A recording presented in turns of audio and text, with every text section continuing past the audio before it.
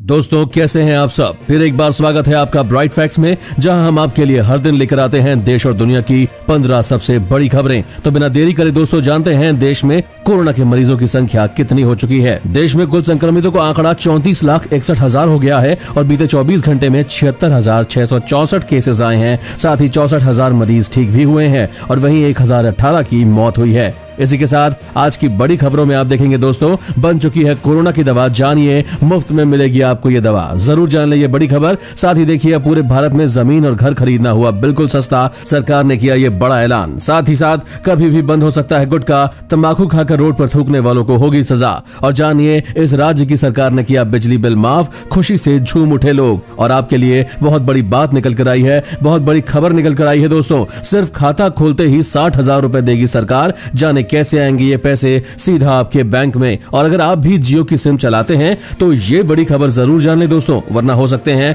ठगी के शिकार। और दोस्तों हर खबर आपके लिए बहुत जरूरी है, इसलिए शुरू से लेकर आखिर तक इस वीडियो को देखते रहिए। लेकिन उससे पहले इस वीडियो को बनाने में मुझे बहुत मेहनत लगती है और इस मेहनत के लिए वीडियो को एक छोटा सा लाइक करना ना भूलें। तो बिना देरी करे लाइक के बटन को जरूर दबाएं और इसी के साथ साथ फटाफट से ले चलते हैं आपको हमारी आज की पहली खबर की तरफ। जानिए लगभग बन चुकी है आपके लिए कोरोना की दवा। दोस्तों जानिए कब तक आपको मुफ्त में मिलेगी यह दवा। दोस्तों कोरोना टीके का परीक्षण तेज गति से आगे बढ़ रहा है। ऐसे में भारतीय बाजार में 2021 की शुरुआत में ये वैक्सीन उपलब्ध हो जाने की उम्मीद बढ़ रही है। इस समय वैश्विक स्तर पर 4 संभावित वैक्सीन दवा है जिन्हें 2020 के अंत तक या 2021 की शुरुआत में स्वीकृति मिल जाने का अनुमान है। कोरोना की दवा को भारत के कुछ लोगों पर इस्तेमाल भी किया गया है और परिणाम अच्छे दिख रहे हैं। ऐसे में आशा जताई जा रही है कि जल्द ही इसे स्वीकृति मिल जाएगी और हम सभी को मुफ्त में इसकी दवा मिल सकेगी। और भारत में अब PUBG भी होगा बंद, सरकार कर रही है। दोस्तों भारत में 59 चीनी ऐप्स बैन करने के बाद अब सरकार चीन की कुछ अन्य ऐप्स को बंद करने की तैयारी में है। सरकार चेक कर रही है कि ये ऐप्स किसी भी तरह से नेशनल सिक्योरिटी और यूजर प्राइवेसी के लिए खतरा तो नहीं बन रहे हैं। सूत्रों के मुताबिक इन ऐप्स में गेमिंग ऐप PUBG भी शामिल है, जो चाइना के वैल्यूएबल इंटरनेट टेंसेंट का हिस्सा है। साथ ही इसमें Xiaomi की बनाई गई जिली ऐप और ई-कॉमर्स अलीबाबा की AliExpress ऐप, रेसो ऐप और ByteDance की YouLike ऐप शामिल है। एक सूत्र ने बताया कि सरकार की PUBG को बंद करने को लेकर जांच जारी है और इस पर वो कभी भी अपना फैसला ले सकती है। तब तक दोस्तों आप हमें बताएं कि PUBG को भारत में बंद करना चाहिए या नहीं। अपना कमेंट हमें यस या नो में जरूर बताएं। और अब जानिए सितंबर में लगभग आधे महीने तक बैंक रहेंगे बंद, जल्दी निपटाएं यह जरूरी काम, नहीं तो होगी परेशानी। दोस्तों RBI के दिशा निर्देशों के अनुसार देश में बैंक अब रविवार के अलावा भी बंद रहते हैं और इसके साथ ही अब सितंबर महीने में देश के विभिन्न हिस्सों के बैंक करीब 12 दिनों के लिए बंद रहेंगे। ऐसे में आपको बैंक से जुड़ा कोई जरूरी काम है तो उसे आप जल्द से जल्द निपटा लें। यदि बैंक से जुड़े कामों को आपने अभी नहीं किया तो आपका काम अटका ही रह जाएगा। आपको बता दें दोस्तों कि 1, 2, 6 साथ ही 12, 13, 17 और 20, 21, 23 और 26, 27, 28 तारीख को बैंक बंद रहेंगे। दोस्तों इस चैनल पर हम आपको देश और दुनिया भर की सबसे बड़ी खबरें सबसे पहले और हर दिन बताते हैं। अगर आपको भी ये खबरें अपने मोबाइल पर हर दिन चाहिए तो इस चैनल को नीचे दिए गए इस लाल बटन को दबाकर सब्सक्राइब कर दें और साथ ही साइड में दिए गए इस घंटी के बटन को दबाकर ऑल पर क्लिक कर दें। और अब जानिए अब पूरे भारत में जमीन और घर खरीदना होगा सस्ता। फटाफट से जाने ये जरूरी खबर। दोस्तों घर या जमीन खरीदने वाले अगर सपना देख रहे हैं तो वो अब खुश हो जाएं, क्योंकि उनका सपना अब साकार होने वाला है।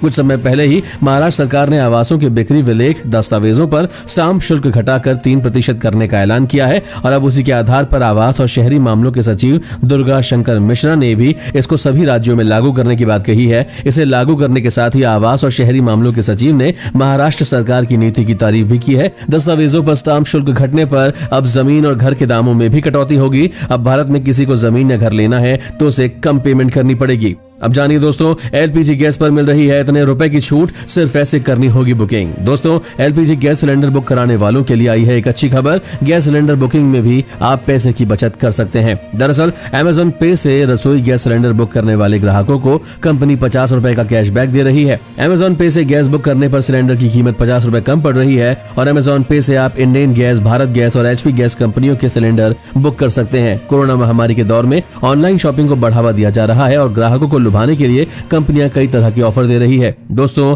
रुपए 1 हो या 50, पैसे की कीमत तो सभी जानते हैं। इसलिए यदि आप पैसे बचाना चाहते हैं तो अमेज़न पे से सिलेंडर बुक करके आप प्रति सिलेंडर 50 रुपए बचा सकते हैं। और अब जानिए, महिला को हुआ कोरोना संक्रमण, लेकर बाहर घूमकर सबको खतरे में डाल रही थी, 4 पर हुई FIR। दोस्तों, गुरुग्राम में एक महिला का कोरोना का टेस्ट पॉजिटिव आने के अगले ही दिन दूसरे डॉक्टर के पास वो दिखाने पहुंच गई। फिर उनकी सलाह पर दोबारा दूसरे निजी लैब में चेकअप कराया, जहां फिर रिपोर्ट पॉजिटिव आई। संक्रमित होने के बावजूद महिला न तो होम आइसोलेशन में रही और न ही इस बारे में स्वास्थ्य विभाग को सूचित किया, बल्कि उसने अन्य लोगों के लिए खतरा पैदा कर दिया। वहीं दोनों डॉक्टरों और लैब प्रबंधन की लापरवाही भी सामने आई और इसी के चलते अब महिला, दोनों डॉक्टर एवं दोनों लैब प्रबंधन पर सेक्टर 40 थाने में FIR दर्ज की गई है। दोस्तों, ऐसे लोगों को क्या सजा मिलनी चाहिए, हमें जरूर बताएं और इस वीडियो को देखते रहिए दोस्तों, क्योंकि आगे आने वाली है आपके लिए एक बहुत बड़ी खबर। सिर्फ खाता खोलते ही 60,000 रुपए देगी सरकार। जाने कैसे आएंगे ये पैसे, और उससे पहले जानेंगे भारतीय रेलवे में निकली 10वीं पास के लिए बम्पर नौकरियां। बिना देरी करें आवेदन। दोस्तों,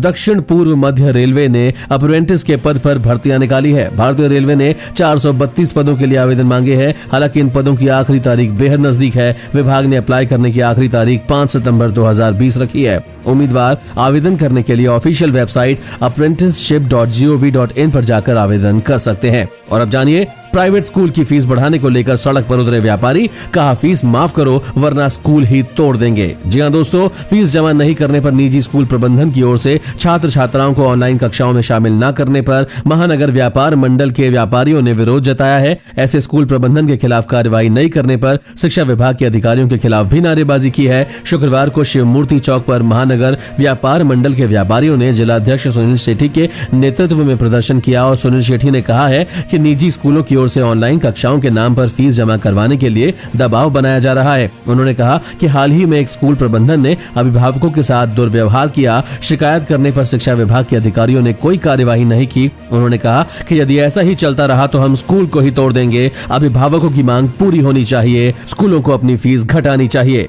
और अब जानिए दोस्तों, सिर्फ खाता खोलते ही बेटियों के लिए 60,000 रुपए ट्रांसफर। जानिए कैसे आएंगे ये पैसे। दोस्तों, जरूरी जानकारी न होने के कारण मोदी सरकार की सुकन्या समृद्धि योजना का पूरा फायदा लोगों को नहीं मिल पा रहा है। इस योजना के तहत लोग अपनी 2 बेटियों के नाम पर यह खाता खोल सकते हैं। हालांकि अगर दूसरी जुड़वा बेटी हो तो सुकन्या समृद्धि योजना अधिकतम 3 बेटियों के नाम पर भी खोली जा सकती है। सुकन्या समृद्धि योजना में इस वक्त देश में सबसे ज्यादा ब्याज मिल रहा है। इसके अलावा इस योजना में बेटियों के नाम पर पैसा जमा करने पर इनकम टैक्स की छूट भी मिलती है। सुकन्या समृद्धि योजना यानी SSJ का अकाउंट देश के किसी भी पोस्ट ऑफिस या बैंक में खोला जा सकता है। इसके लिए आपको कोई भी परेशानी नहीं उठानी पड़ेगी। आपको बता दें, इसके लिए किसी भी बैंक या पोस्ट ऑफिस में जाकर इसके लिए एक फॉर्म भरने की जरूरत पड़ती है और इसके बाद आपकी बेटी के नाम पर सुकन्या समृद्धि योजना का अकाउंट खुल जाता है। और अब जाने, अब नहीं बिकेगा गुटखा पान मसाला, हाई कोर्ट की मांग। दोस्तों, इलाहाबाद हाई कोर्ट ने यूपी सरकार को गुटखा पान मसाला पर रोक लगाने के लिए 14 दिनों का समय दिया है। कोर्ट ने कहा है कि अगर सरकार ने कदम नहीं उठाए तो कोर्ट खुद रोक लगाने का आदेश जारी कर सकती है।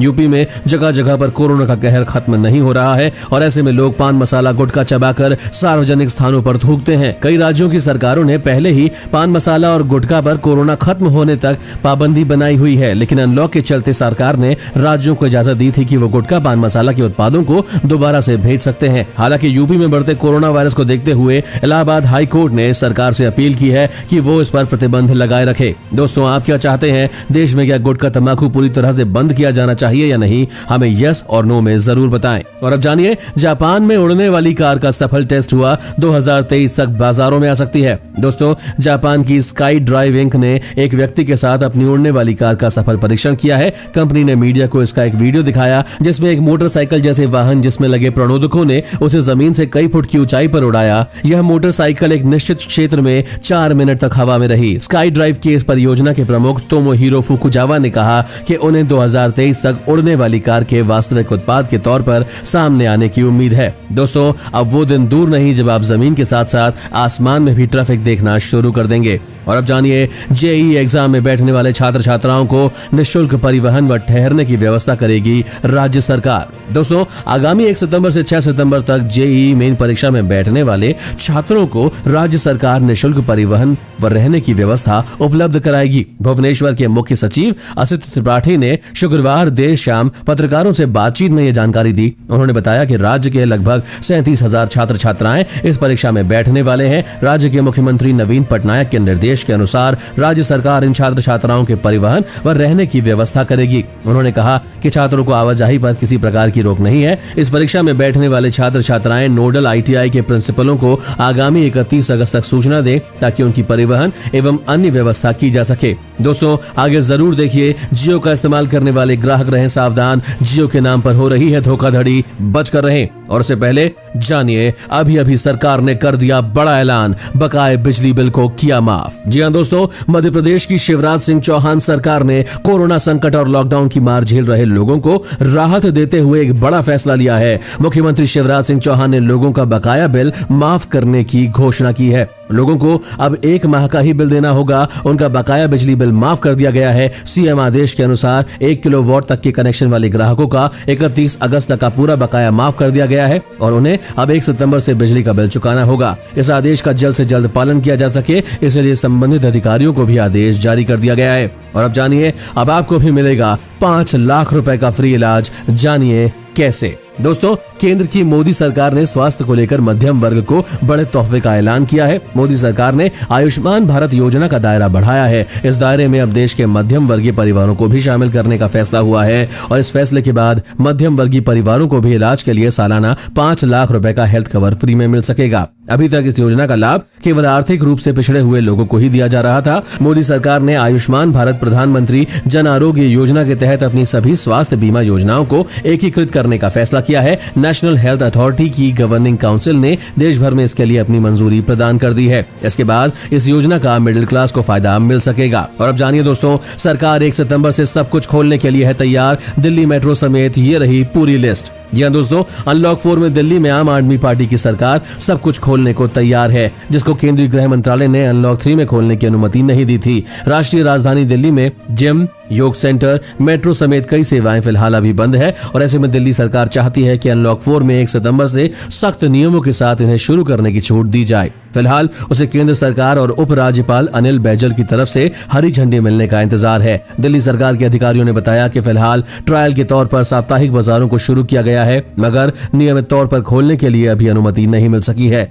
दिल्ली में मेट्रो सेवाएं, cinema hall, gym, swimming pool, entertainment park, theatre, bar, auditorium, assembly hall और ऐसी सभी जगहें, तीनों अंतर्राज्यीय बस अड्डे, ये सभी को खोलने की अनुमति मांगी गई है। और अब जानिए दोस्तों, जियो के नाम पर हो रही है ठगी। अंबानी ने जारी की ये बड़ी चेतावनी। जी हां दोस्तों, जियो मार्ट के नाम पर हो रही है ठगी, जिसकी भनक कंपनी को लग चुकी है और इस कड़ी में सख्त कदम उठाते हुए रिलायंस ने साफ कर दिया है कि जो कोई भी व्यक्ति रिलायंस जियो या जियो मार्ट के नाम पर लोगों से फ्रॉड कर रहे हैं, उनके खिलाफ कड़ी कार्यवाही की जाएगी तथा ऐसे लोगों को सीधा जेल में भेज दिया जाएगा। आम जनता और जियो यूजर्स के सामने भी रिलायंस ने अपील रखी है कि ऐसे फ्रॉड लोगों से सावधान रहें और नोटिस जारी करते हुए कंपनी ने नकली जियो मार्ट बनी वेबसाइट्स की लिस्ट भी जारी की है। दोस्तों, आज की खबरों में बस इतना ही। अगर आपको भी ये खबरें अपने मोबाइल पर हर दिन चाहिए तो इस चैनल को नीचे दिए गए इस लाल बटन को दबाकर सब्सक्राइब कर दें और साथ ही साइड में दिए गए इस घंटी के बटन को दबाकर इस ऑल पर क्लिक कर दें। धन्यवाद।